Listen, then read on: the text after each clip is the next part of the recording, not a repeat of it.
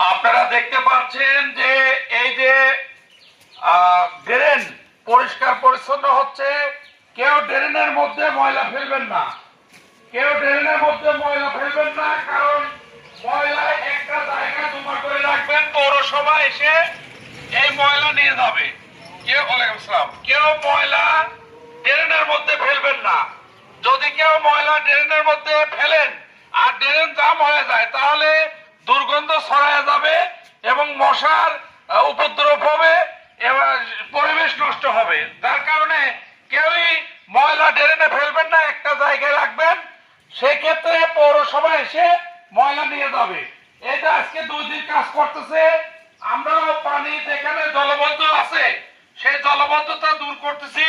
আপনারা কেউই ময়লা খবরদার ড্রেনে ফেলবেন না। ধন্যবাদ। আর এই পৌরসভার যারা লিভার কাজ করতেছে তাদেরকেও ধন্যবাদ। যারা পৌরসভার কর্তৃপক্ষ এখানে কাজ করে দিচ্ছে, রাস্তার অনেক খাম্বার লাইট নেই, এই লাইটগুলো যাতে লাগানো হয়।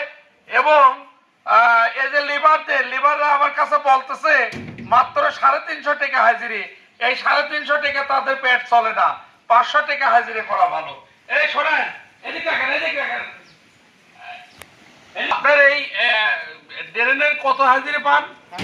350। তাতে কি চলে আপনার? না, কত হলে ভালো হয়? মোটামুটি 500 টাকা হলে ভালো হয়। 500 টাকা হলে ভালো হয়।